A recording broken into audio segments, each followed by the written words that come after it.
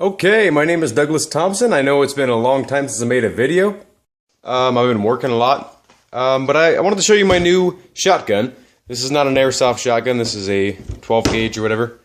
I run slugs, buckshot, birdshot, whatever. It eats it up. Like I haven't tried any like low recoil stuff, but I'm sure it would run it fine. Maybe not. I don't know. It's a semi-automatic shotgun, so maybe it wouldn't. So first of all, let's make sure that the gun is clear, and I will show you. Gun is clear. Now it does have ammo inside, as you know, but there is a magazine cutoff, selector switch, or whatever you want to call it. The bolt release is actually down here. This thing right here. If you push it in, like that, it will not load a shell unless I physically push a shell in and push the cutoff lever out. And we'll go ahead and unload it completely. Just for fun. So, set these aside. This is just some double-up buck. Pretty popular. And these are actually some Winchester, some slugs or whatever. I like them because they're cheap, or cheaper than most guns. Anyway, so this is how to, I guess I'll do a short review and a takedown, but this, I'll go over the features first. It is a semi-automatic, so it holds stock 6 in the 5 in the magazine tube of 2 3/4 shells, 4 if it's the 3-inch shells, I believe, and 1 in the chamber. You know, it's a very reliable shotgun so far. I've only had one malfunction. Like I've shot maybe. I guess I can't say it's super reliable because I've only shot like maybe 100 rounds through it. But it's only had one failure, and it was a failure to extract. So the shell got caught inside the chamber, and I had to physically remove it. The trigger pull is kind of weird. So it kind of pivots. Like I don't know if you watch right here, like you'll see like a little thing. See how like, I don't know, it's a really weird trigger, and I'm not a really huge fan of the trigger, and it feels very far away. It feels like you're almost pointing up and then kind of pulling down on it rather than pulling back. So it could just be the size of my hand. I'm not sure, but so the trigger's kind of weird. The safety's right here. When you see the red, that's when it's in fire mode. The sights, I'm not really sure I can show you the sights with the way I have the camera set up here, but they're like fiber optic. Let's see if we can zoom in on that. Got some green ones in the back, and it's like a ghost ring sight, and then a protected red one in the front there. And you can adjust the rear sight. Not sure if you can adjust the front sight. I haven't tried. Oh, look, yeah, there is an adjustment right there. Right there, that little Allen key. This is the magazine tube end cap, and then there's also a little swivel, so you can put a strap on there, and there's one in the back as well, right here. And this is kind of a neat little feature. You can store 2 shells in the side of the stock. It looks kind of weird because it's kind of like, did you cut your stock in half or what? But it's like that stock. And this is the Escort Magnum version. There's different versions of this gun. Hatsan is the manufacturer. It's a Turkish manufacturer. And I've heard a lot of bad things about Turkish manufacturers, but really, this is a good gun. Comes with everything you see here, the Picatinny rail, the sighting system. It actually has a threaded outer barrel, and there's a little rubber O-ring right there. And you can actually put on different chokes, not from the inside, but from the outside. The threads are from the outside, so you can put different chokes in there. This is just basically just a thread protector. You don't have to have this on here. It doesn't reduce recoil or muzzle flash or anything. And it has a little Picatinny rail on the bottom here. It's plastic, but it's part of the handguard for if you want to put a flashlight, or if you have crazy long arms, you can put like a foregrip up there or something. Don't really know what to go over in terms of any more features, because that's pretty much it. It does hold, the bolt does hold open on the last shot, and it's a pretty satisfying shotgun to shoot. I like it a lot. My hand's slippery here now. But seems well built. Let's get to disassembling it. So first of all, you want to start off with the magazine tube cap, and it has a detent in it, so you'll hear a clicking noise. Hear that?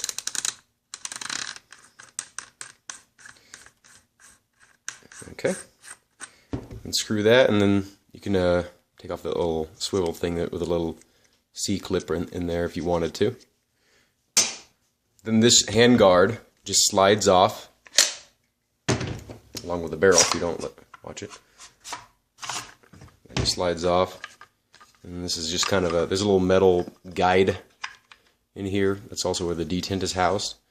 So if you want to work on that, I guess that would be the piece to check out. Then you can slide the barrel off. And make sure and read your safety instruction manual.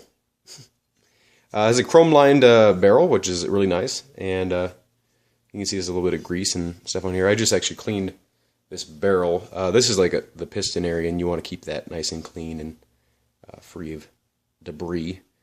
The barrel has a little bit of lead deposits in there still. If you can't really see it, but I just put a bore brush through it. This O-ring right here, from what I've heard, is pretty important, and you don't want to get any petroleum products on there.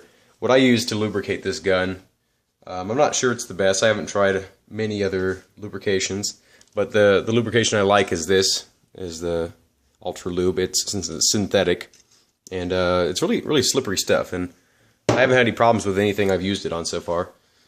This is basically what makes your semi-automatic rifle work. There's a little metal ring here, and then like some wavy rings. I just polished this recently, so it's pretty shiny.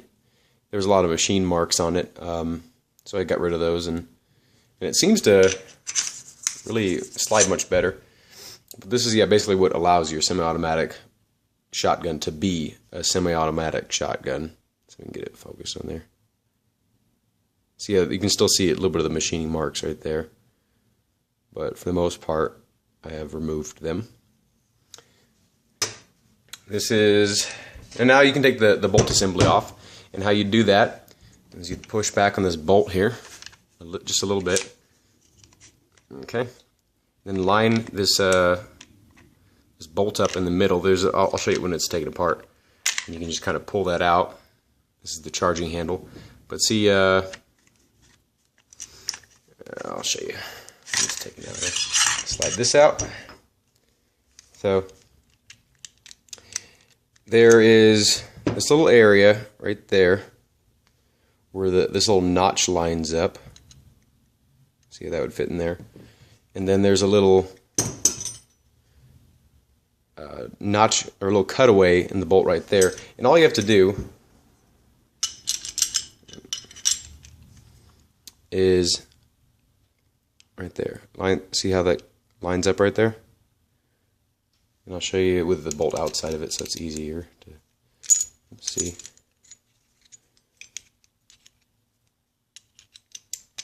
Okay, so that would be retained, and you pull the bolt back or whatever, and then all you have to do is line it up right there. It's kind of greasy, so it's hard to show you. And then,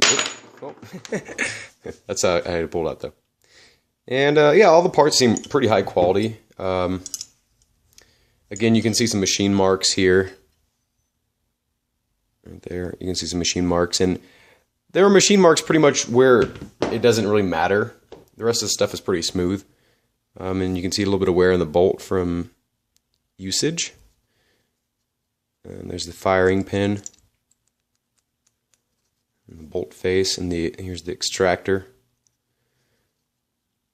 And I'm not sure whether there's that much wear on there yet. Anyway, and this is the spring, your sort of main spring for the cycling of your gun. I like to clean my springs quite a bit, and there was a little bit of, not rust, but there was like rust particles on the spring when I first got the gun. I got this new, but from a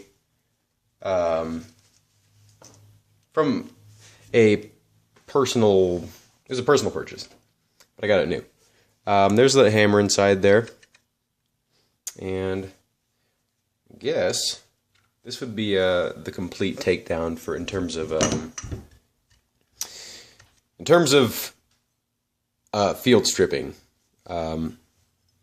If you wanted to take it down any further, you know, pop these pins out, and you can take the stock off, you can take the magazine tube off. I mean, you can take all these parts apart, but with anything, as with anything.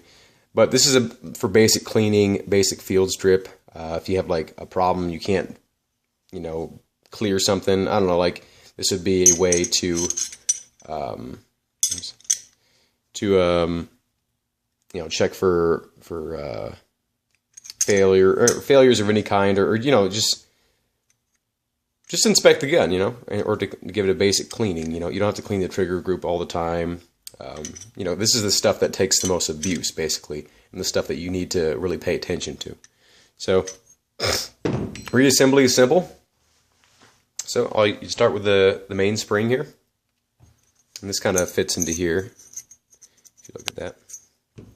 So start with the main spring. Throw that on there. Put the bolt with the firing pin facing towards the back. This little clippy thing, this little spring, sort of not slides into here, but it just kind of pushes against it. See how there's a little spring in there? But you kind of slide it in place, and then it sets on top of there. It needs to be flush. You can kind of feel it move back and forth. Let's see how that little bolt moves up there. Anyway, so yeah, so the firing pin needs to be towards the rear. There's like this little cutaway. That little cutaway matches this little sort of rectangular thing, and it kind of pivots in. Like that. I actually let that go. Okay, and then this entire assembly put together would slide on to the shotgun, into the receiver, like so, until it's locked in there. The piston would actually slide on next, like that. And then before you put this entire shotgun together, so this is basically how it goes right here. All you need to do really is put the bolt handle or the charging handle in to hold this entire thing in place. But this O-ring needs to sit on that little lip. Let me see if I can show you with a little pointer. So on this lip inside here, I'll show you really quick. And you want to make sure that this O-ring as well, not lubricated, I guess lubricated would be the right word, but you want to make sure it's a non-petroleum product. See how it sits from there? Right there in that lip. So, with all this entire assembly, it's basically back together. I mean, normally, like if you do this like for a cleaning, and you'd wipe everything down, make sure there's no lead deposits, and then relubricate certain parts, and you know, just stuff like that. But for this, I'm just showing you how to break it down. So next would be the charging handle. So yeah, you'd pull this assembly down here. Make sure that your guide rails are lined up, and right there, you can use the bolt handle probably. Let's see. So like while pulling down on this to keep it kind of lined up right here, and you'd use your middle finger or something to push on the bolt face, or the bolt carrier face, I should say, just to kind of line up those holes again, okay? And then push down right there, and then your charging handle should be retained. And then at this point, do not let the charging handle fall forward, because all that impact will be on your receiver rather than the barrel right here. Actually, that's kind of dirty. Now, with this gun, and with all semi-automatic shotguns, you need to kind of maintain it more so than you would a pump shotgun. And why I say that is because if you don't maintain your semi-automatic shotgun, sorry. Next step is to slide in the barrel, and do it carefully. But it's not like a cheap piece of shit. It will. There you go. Slide all the way down, and you want your handguard to slide on back the same way you took it off. So I'm trying to do this in camera here, like that. Just kind of slide it on. And then you want to line up this little metal ring with this little plastic cutaway. You kind of have to push down on it a little bit, slide it in place. Right there. Should be pretty solid at this point. Then you would take your magazine tube cap again and just thread it on. And then you have successfully, until you can't click it anymore, right there, it's as tight as it goes. And you've successfully taken apart and put back together your shotgun. At this point, you can do a cycle check, make sure everything's in working condition.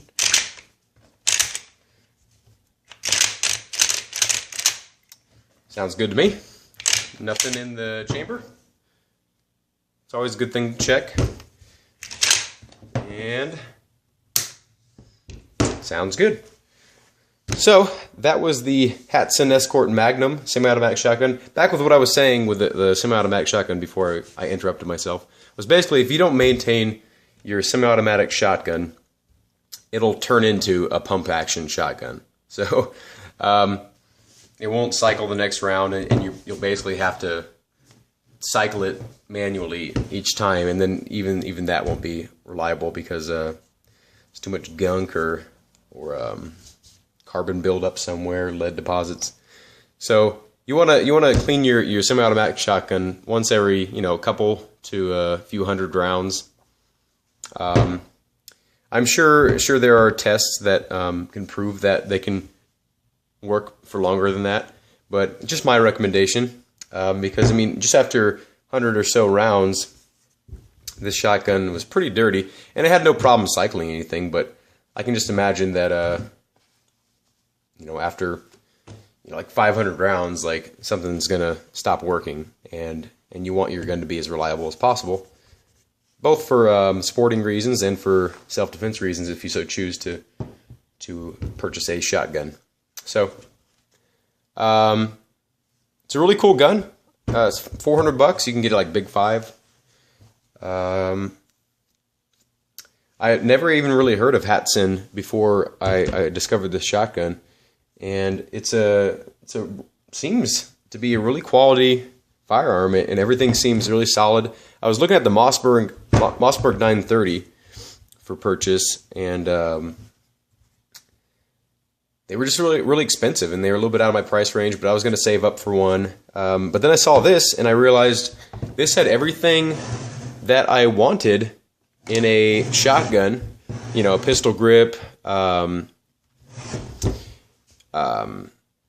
pretty decent size magazine tube, semi-automatic, Picatinny rail, really nice sights, iron sights, if you'd call them that, fiber optic sights. And it has a Picatinny rail up front. I mean, those are all things that I wanted from my shotgun. And I was going to buy a baseline Mossberg 930 and upgrade it to basically what it is here. And it already has everything I want in the rifle. Like the only thing that I would do to this, and one thing I plan on doing is throwing a red dot on here, and I have one on the way for it. I have other red dots, but I want a specific red dot for this one, just for looks and then low profile, whatever. But I might get a magazine extension to hold 2 more shells, like out to here. That's all I might do to this gun. But otherwise, I'm satisfied with it. The recoil isn't crazy bad with slugs. With birdshot and buckshot, it's not bad at all.